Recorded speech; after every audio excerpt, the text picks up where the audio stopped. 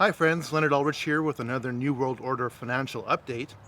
Well, Greece on Sunday night voted overwhelmingly to reject the bankers' latest terms and conditions.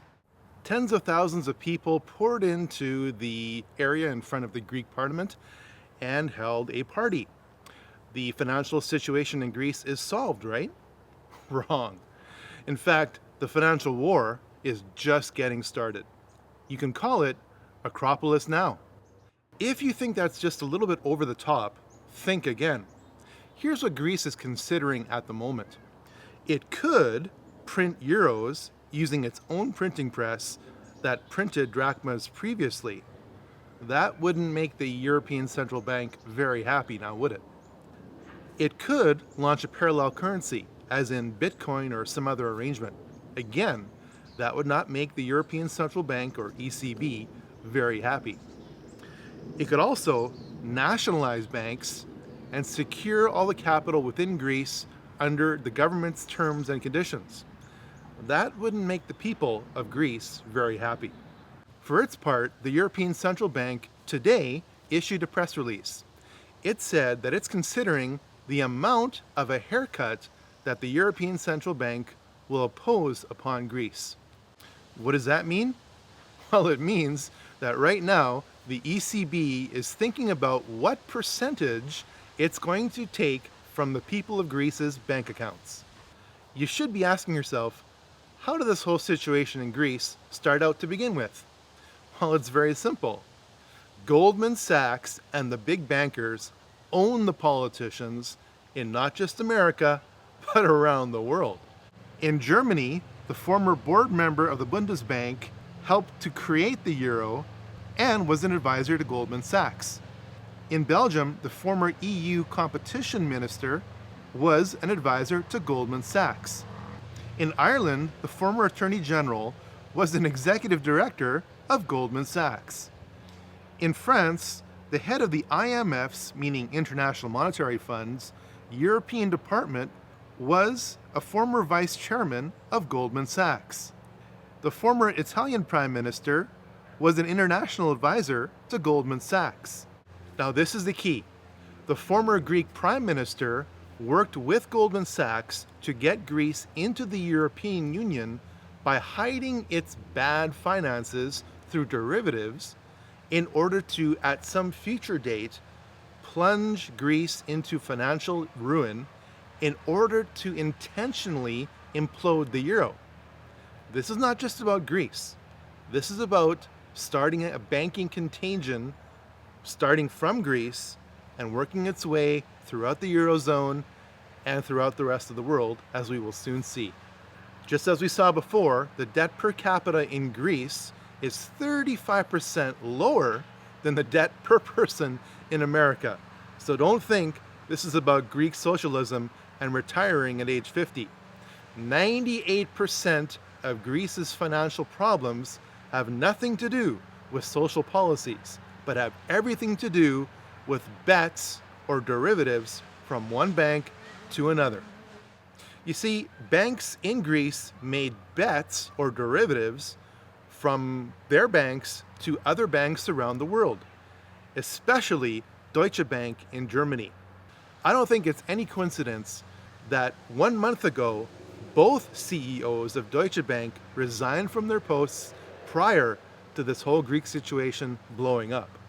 The key line from Reuters says the following: Deutsche Bank has struggled to restore an image tarnished by a raft of regulatory and legal problems, which include probes into alleged manipulation of benchmark interest rates, mis-selling of derivatives, meaning bets, tax evasion, and money laundering. If you think that this problem, meaning the Greek debt crisis, is limited to just Greece, think again. Have a look at this chart.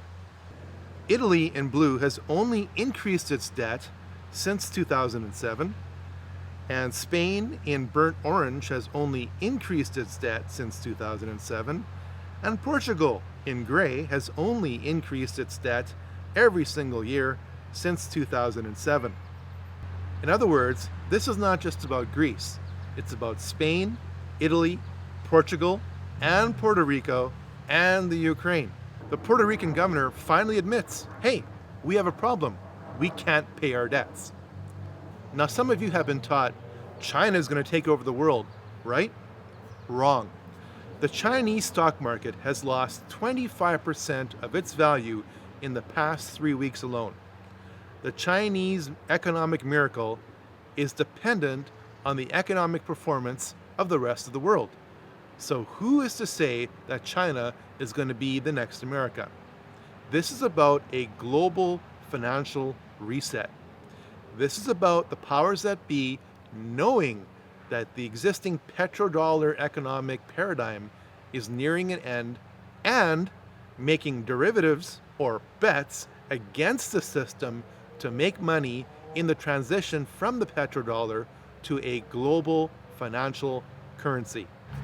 After Greece and Spain and Portugal and Italy and Puerto Rico will probably be the Ukraine. The Ukraine is due to probably miss a payment by the end of this month, and that will trigger things in the Ukraine, just like things are happening now as I speak in Greece. Now, what would the International Monetary Fund love to get its hands on from Greece?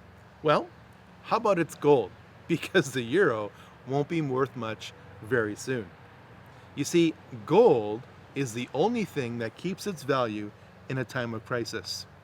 Several decades ago, an economist with the last name of Exeter came up with Exeter's pyramid. And it goes like this. At the top of the pyramid, you've got an enormous amount of derivatives, meaning bets, in the form of credit default swaps, collateralized debt obligations, and mortgage-backed securities. In other words, bets against things going wrong. Yes, you can make money when things go wrong. In fact, that's how the banks are making their money right now. They're not making money on interest, okay? They're making money on making bets on the system failing. As those bets implode, we're going to burn through tangible assets like small businesses, real estate, diamond and gemstones, over-the-counter stocks, commodities, municipal bonds, and corporate bonds, and listed stocks and government bonds. If you're not aware of it yet, you should be. There is a huge bubble in the bond market, and that's such a complex subject, I'm not going to address it here, other than just to make that simple statement that there is a huge bubble in the bond market. If the government doesn't get its money through people volunteering it to loan it money at interest, then it's going to take it from you.